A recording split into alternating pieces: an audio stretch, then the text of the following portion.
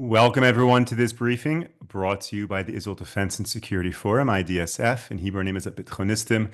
IDSF is the leading Israeli organization advocating for strong national security to defend Israel. Thank you to all of our viewers. Thank you to all of our supporters for tuning into this briefing so we can bring you a little bit behind the set headlines, what is happening here in Israel. Yesterday, there was, of course, enormous news with the return of 3 hostages and the implementation of this deal with Hamas. And last week, Brigadier General Amir Avivi spoke to this hostage deal. And I'm going to post in the chat, in the Zoom, a link to the briefing from last week. So if anyone missed it, you can catch up in the chat here. If you're watching on YouTube, this is a good excuse to join the live Zoom briefings, to register in the link you see in the descriptions so that you can catch all of the material that we send out. Later in the week, we're going to have General Aviv back on the briefing to provide a little bit more analysis of the Hamas deal. So we will get back to the general and we will get back to that issue. Today, of course, is an important day in the U.S. It is the inauguration day of the new administration, Donald Trump. And we therefore thought it would be very relevant to bring a bit of analysis about the U.S.-Israel relationship and what we can anticipate and expect to see happen over the next 4 years. I am joined today by my colleague, Elie, who is an expert on U.S.-Israel relations and works tirelessly at IDSF to make sure that our leadership has the meetings necessary to advance Israel's national security. Elie, it's great to have you on the briefing today. Moshe, it's a pleasure to be here, and I'll say Inauguration Day is always a fun and kind of a joyful day. I remember the first inauguration that I recall, because I grew up in the DC area, in the very, very cold January of 1981, Reagan's first inauguration. I did not attend. Our teachers did not allow us to attend, but we were not far, and we were already felt part of the enthusiasm. But then I started attending myself all the way back to the Clinton years. And I've attended a number of, the last Trump inauguration as well. Even you look back to even biblical times, coronations, which is what they had at the time, was considered a big deal. It is something that is not taken for granted. But for sure, as we are in Israel, accessing, and there was a lot of anticipation for the inauguration and for the arrival of the Trump administration, partially because there was a certain amount of fear that maybe in the last days of the Biden administration, there might be some hidden attack on Israel diplomatically, like what happened in the Obama administration at the UN. There was a certain amount of fear about that. So there was an eager anticipation for the beginning of the Trump administration, and which begins with his inauguration. The last week, we started seeing some of the very many positive nominations that will make up the Trump administration as they began their hearings, getting Senate confirmation. A lot of very positive comments made by the nominee for Secretary of Defense, Secretary of State, and others. So there's a lot of reason for anticipation. However, the inauguration is taking place as Israel is going through a very difficult, emotionally trying, psychologically trying dynamic of this ceasefire/hostage deal, which was consummated just a couple of days ago and went into effect just yesterday. And the hostage deal is something that that needs to be addressed, partially because part of the reason why it's happening right now is because of the Trump administration and the pressure that President Trump brought to the various parties, both Israel, Hamas, Qatar, and not just that. I would say the biggest one is Iran. One of the things that's been widely discussed is that this deal, the framework of this kind of deal, has been on the table since May. And the question that many people are asking is, why is it finally going into effect now? Why was it not agreed to beforehand? And generally, many of the answers, and they're all accurate, is Israel was fighting a very different war back in May. Over the summer, Israel's turned on the fire. We saw the Pieprz and saw the many much more aggressive and much more successful advances in the war. But we also saw something else which is much more consequential. When President Trump won, we saw a tone in President Trump which was very different. There's going to be hell to pay if the hostages aren't back. And regardless of what he says, there is a tremendous amount of fear in much of the world for President Trump's sort of lack of predictability. And in some ways, and certainly in the US media, that lack of predictability is seen as a liability. The reality is it's actually one of his strongest assets. You don't want to be predictable. You want to keep your enemies at your toes, or at least your adversaries at your toes. I'm not saying every other countries are enemies, but for many countries, in comparison to the US, they are adversaries. And Trump's sometimes his behavior, his statements keep people on their toes a little bit, and it leads many countries to make decisions. The first significant decision was Qatar. Before the votes were counted on election night, Qatar already made an announcement and made a decision to no longer welcome in Hamas into in Qatar and kick them out. They later said they didn't, but the reality is that that was the decision they had made. Iran itself had said at that point that they were not going to respond to the latest Israeli attack on Iran proper. They said they were going to negotiate with Trump.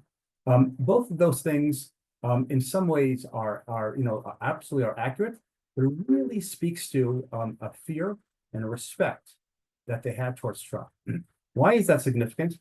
Qatar is probably the most significant angle here, and that Qatar is a country that we in the pro-Israel world see as a major problem.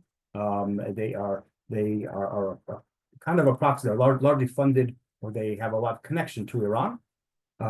They are responsible for Al Jazeera, which propagates jihadi messaging all over the world and contaminates not just those in the Middle East, but frankly, those in the West who are getting their information from Al Jazeera. Extremely, extremely problematic.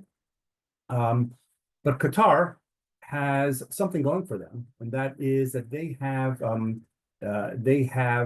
the largest U.S. military base in the Middle East is based in Qatar in Doha. They have a unique relationship with the United States, as a unique ally. They have invested very heavily in lobbying to maintain that relationship. And they have a lot of those who really like them, both in the Democrats and amongst Republicans and amongst those who will be in the administration. They knew that it was going to be a priority for them. They knew that the Republicans are much more critical of Qatar and of how Qatar's behavior has a negative impact on Israel.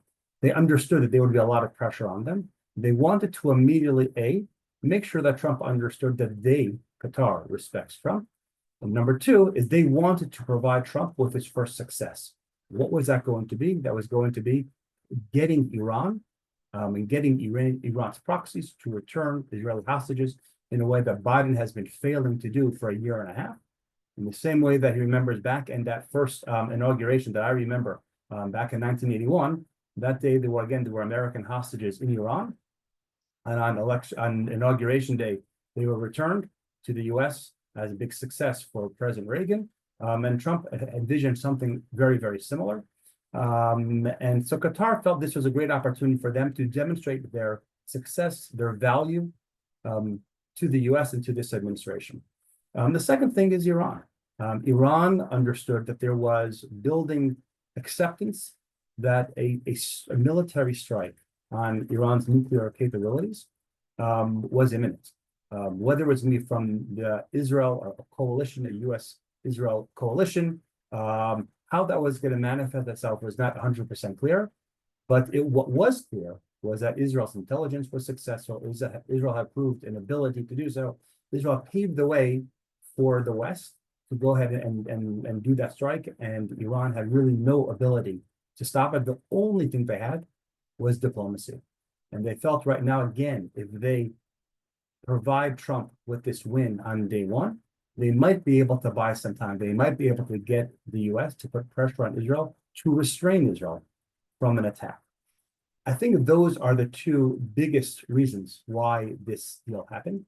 And I think it's something, while the merits of the deal, well, there are some benefits to the deal. Obviously, yesterday we saw 3 hostages being returned that should never have gone through the hell they've been through. They have been returned home, which is wonderful in so many ways. But almost every other aspect of the deal, short term or immediately, is very problematic. Are these things that largely can be overcome? Yes. Will there be cost to overcome them? More than likely, yes, as well. However, what also is clear is that the leadership, both of the military and the government, that has gone ahead and has consummated this deal and has agreed to it, have also been the exact same people who are prosecuting this war, who have been avoiding exactly this kind of deal for many, many months. And they have determined this is the right time for the deal. As General Vivi said in this previous briefing, this deal should be seen as part of Israel's war against Iran and Iran's proxies. It's not the entire, it's not an independent chapter. It's a chapter. It is part of the war. What else is agreed to, how we are establishing our relationship with the Trump administration based on working right now, how this agreement is going to be enforced. Right now we are in day 50, approximately day 50 of the 60-day ceasefire that we have with Hezbollah in Lebanon. And when Israel has seen or determined that the ceasefire agreement is not being adhered to, and Hezbollah is still making moves and making aggressive moves or offensive moves, moving weapons around and being in place where they're not supposed to be, Israel has been enforcing it. Israel has been bombing, and Israel has been destroying the Hezbollah elements. And to the Biden administration's credit, they haven't gone ahead and blamed Israel or accused Israel of violating the ceasefire. No, they backed Israel up for the most part.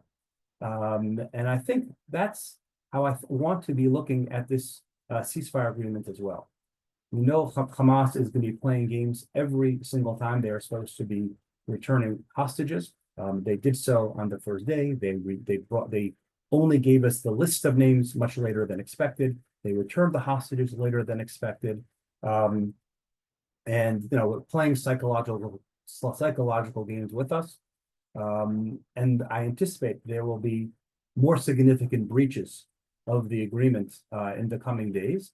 And when Israel calls them out, and when Israel responds, when Israel tries to enforce the agreement, the question will be, how will the various parties that help to negotiate, how will they respond? Will the Trump administration be blaming Israel, or will they be blaming Hamas?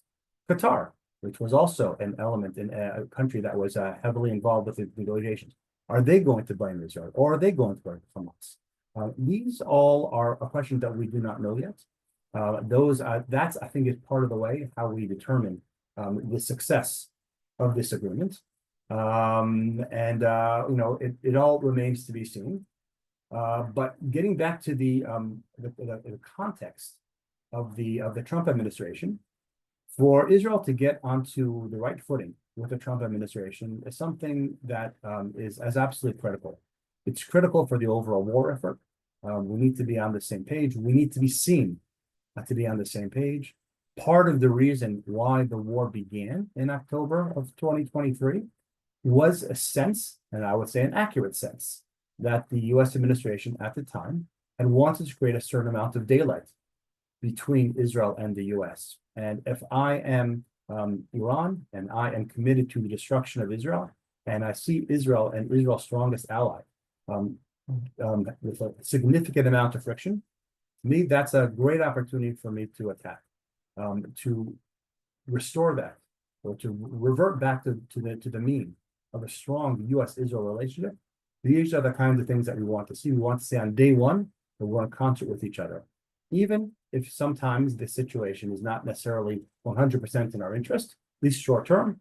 Long term, there could be some very real and significant benefits to Israel working together. At the same time, Israel must remain sovereign. Israel cannot be coming to the U.S. and asking the U.S. to fix our problems.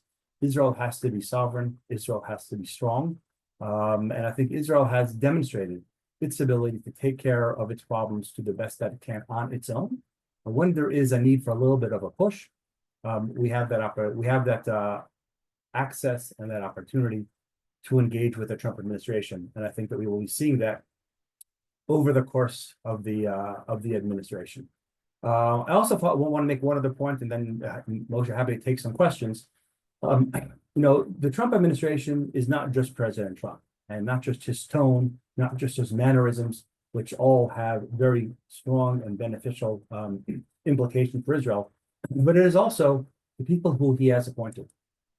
And I think it is important to look at the broad range of people who he has appointed, who have a very strong relationship with Israel, have expressed very strong support for Israel. I would say very comparable to the position of IDSF, even though these are American officials, some of whom have a focus on foreign policy or national security policy, many of whom do not, yet they still have engaged very much with the policies and are extremely sympathetic to the perspectives of IDSF. And I'll name just a few, which again should give you some confidence. Start with the Secretary of State, Marco Rubio. You have the Secretary of Defense, Pete Hegseth. You have the UN Ambassador, Elie Stefanik. You have the National Security Advisor, Michael Waltz. You have the CIA Director, John Ratcliffe. You have the Ambassador to Israel, Mike Huckabee. You have a Special Envoy for Special Missions. You have Rick Grinnell. All of these people have spent a significant amount of time in being appreciative of the significance of Judea and Samaria, have real concerns about the behavior of the Palestinian Authority. And then you combine that with people like J.D. Vance, who before J.D. Became vice president, before he became senator, he spent a day in Israel, in Judea and Samaria, much of it with General Elie, coming to understand Israel through our lens. You have the Attorney General, Pam Bondi, also made extremely strong statements on Israel. The Interior Secretary, Doug Burgum, Doug Collins, and Lee Zeldin were two longtime members of Congress who are now running the Veterans Affairs, EPA, generally areas not focused on Israel, but to have the people leading these administrations who are very, very solid on Israel, I think is something that should not be discounted. Trump has surrounded himself, both his national security and foreign policy people, and his people who are not even focused on that. He surrounded them with people extremely sympathetic with our perspective, which means that we will always have a seat at the table. And I think when you enter into administration, that's as much as you can hope for. Moshe, any other questions or thoughts that I can share? Definitely, Elie. Thank you so much for that review. You certainly have an insider's understanding of what is happening in Washington, D.C. We know that the regime in Iran is a threat to Israel and also to the U.S. and to the West. And the question I would ask you is, to what extent does the Trump administration prioritize that threat of Iran to the U.S.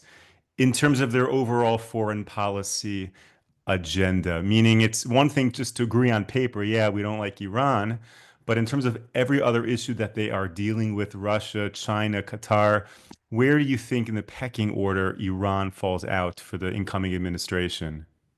It's a great question. I would say one of the reasons I was most enthusiastic about the selection of Marco Rubio as the Secretary of State is because Marco is someone whose knee-jerk is supportive of Israel, like IDSF.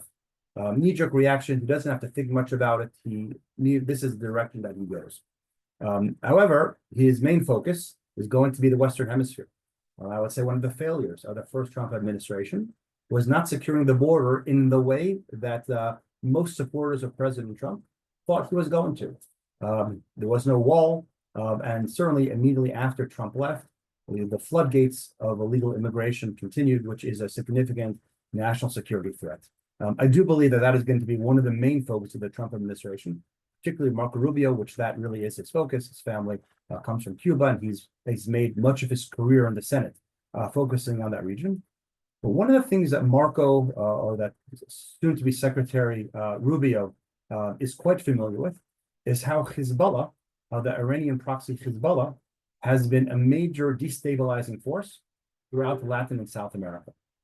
And I think that's one of the things that I don't know if there's anybody better who can make the case to the American people that one of the reasons, not the only reason, but one of the reasons why the Southwest of the United States is seeing such an influx of illegal immigration is because of the nefarious activities that Hezbollah is doing. Hezbollah working together with organized crime, with drug cartels, is creating a tremendous damage to those countries, and is encouraging many people to flee those countries and eventually make their way to the United States.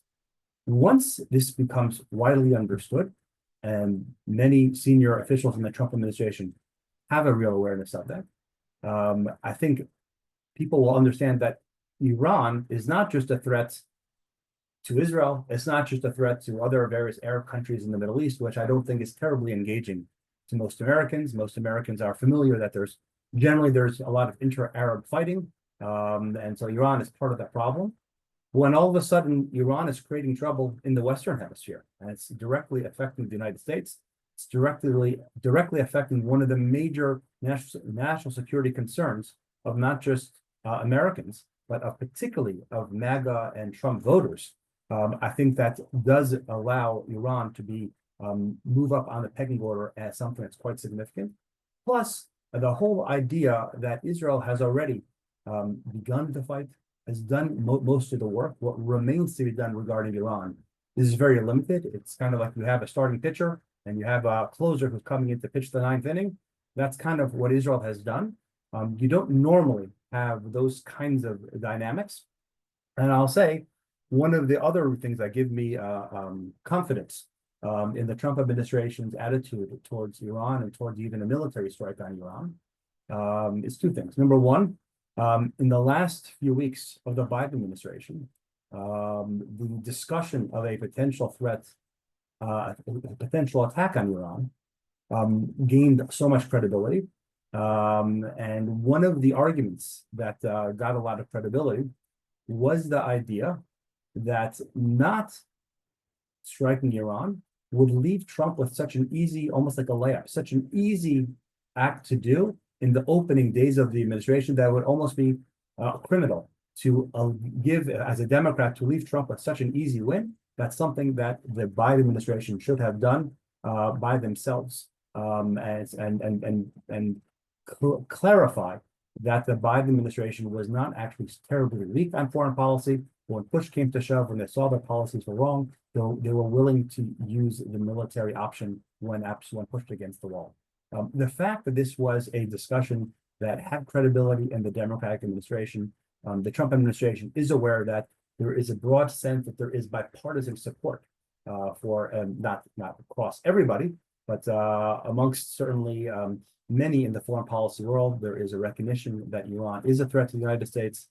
Because of Israel's activities, Iran is quite vulnerable. There was a sense that this is something that can and should be done. I do have high confidence that the Trump administration will do it, largely, and also because Trump says he wants to end wars. Well, the only way you end a war is not through negotiating and bribing Iran, which is what the Obama administration did and the Biden administration attempted to do. It's through defeating them. And since defeat is not that off, it's very limited actions that need to be done. Through an attack on the nuclear capabilities, there is a real chance that we could achieve peace very quickly. Elie, thank you so much. We're just about out of time, but I want to ask you one final question, very important. This deal with Hamas, many people view it as laying a foundation for allowing Hamas to stay in power and not allow Israel to achieve its war aims of destroying, eradicating Hamas as a governmental organization in Gaza. My question to you would be, to what extent do you think the Trump administration lines up with Israel's war goal of removing Hamas from power in Gaza, and even the whole issue about the post-Gaza scenario and the extent to which there would be a push for a two-state solution? All of that in 2 minutes or less, if you can. No, I think it's quite simple. I think the Trump administration understands that Hamas is the problem. Hamas needs to be destroyed. They've said that. Many of the officials that I mentioned have said that quite clearly. Trump has talked about withholding humanitarian aid and in a way that no one else has spoken about before. There is a sense right now that Israel has done this deal that in some ways short term may not be beneficial to Israel, but long term, again, it's all about the how this deal is enforced. If Israel enforces it, if Israel is able to ensure that Hamas does not, well, showing that Hamas is getting rehabilitated a little bit over the next weeks, if Israel has the ability to go in and to destroy Hamas, to cut off the humanitarian aid that goes to Hamas, that allows Hamas to establish itself, then this is a very, very successful. We need to get Trump on board because this will take a lot of courage for Trump to trust Israel to make a statement saying that I'm going to withhold humanitarian aid is not something that is widely done. And understanding that we're not trying to harm, doing what we call collective punishment. The idea is to starve the Hamas leadership. And unfortunately, Hamas embeds itself to make sure that it will also harm the civilians. But that's not our goal. And because Trump understands that, this is a war aim of Israel, so a military tactic that I believe that is something that he will be supporting. His administration, I expect, will be supporting it.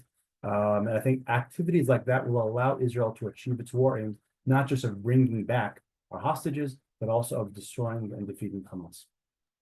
Elie Pieprz, thank you so much for joining this briefing. Thank you to all of our viewers and supporters for tuning into this briefing. We will be back with you tomorrow, 10 a.m. Eastern Time, 5 p.m. here in Israel. Until then, stay safe, stay strong. Take care, everyone.